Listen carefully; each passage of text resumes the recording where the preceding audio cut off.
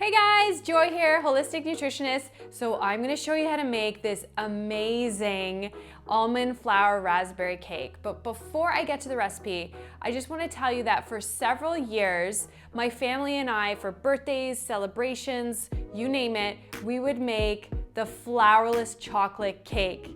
Now, if you haven't tried that cake yet, it is on my channel. You can check it out right here. But for my mom's recent birthday, I wanted to change things up and make this new cake. So I tried out this cake. It has almond flour, coconut flour. It tasted delicious, but it wasn't very fluffy. So I was like, oh, I gotta go back to the drawing board and fix it. So then I was chatting with Carol, who works with us here at Joyous Health, and she's pretty much like a pastry chef. Like, she is amazing, and she suggested a couple tweaks to me. So I tried that, I tried the recipe again, and I was like, it is absolute perfection. So this almond flour raspberry cake is paleo-friendly, it's grain-free, it's gluten-free, it's so insanely good.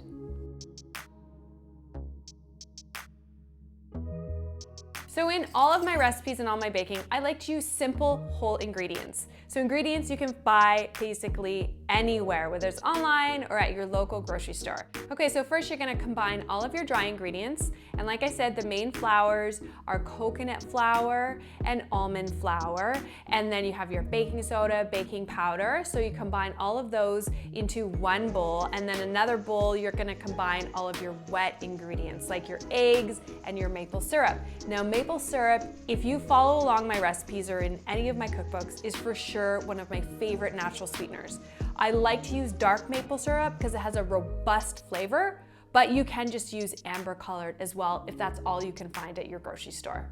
Now, because Valentine's Day is just around the corner, I decided to bake this cake in a really cute heart-shaped cake pan. Adorable, but you don't have to use a heart-shaped cake pan if you don't want to. Any cake pan will do. Just make sure that you line your cake pan with parchment paper. That's like a little hack, and it always prevents the cake from sticking, because you want to take your cake and then put it onto a nice cake platter, right?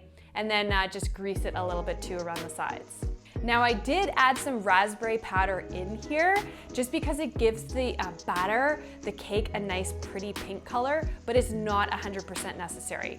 But you could use raspberry powder like I did, you could use pomegranate powder, or you could use goji powder, or you could use just natural food coloring as well. Okay, so now we're gonna take our wet ingredients and pour them into our dry ingredients. Now, I did use a hand mixer, but if you don't have one, don't worry. You just really wanna like whisk it very vigorously and make sure that you get the wet and the dry ingredients like fully combined.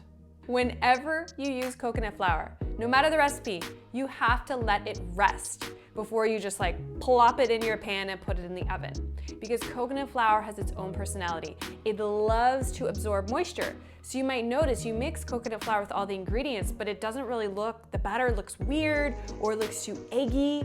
That's because the coconut flour takes time. You need to be patient. So the coconut flour then starts to absorb all the moisture, and then when you mix it, it just takes time. So just give it a couple minutes if you feel like the batter is kind of weird looking, and then don't worry, you can pour it into your pan and then you're gonna bake it.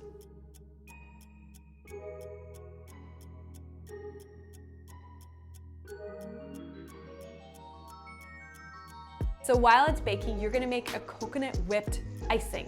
So here's the thing with this icing.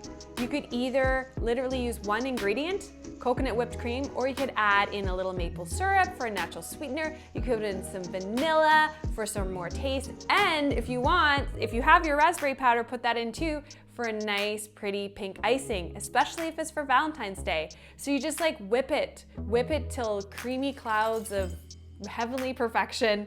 And yes, you do need a hand mixer or a stand-up mixer to make the icing, because just whipping it with your hand, you won't be able to get those creamy clouds of deliciousness.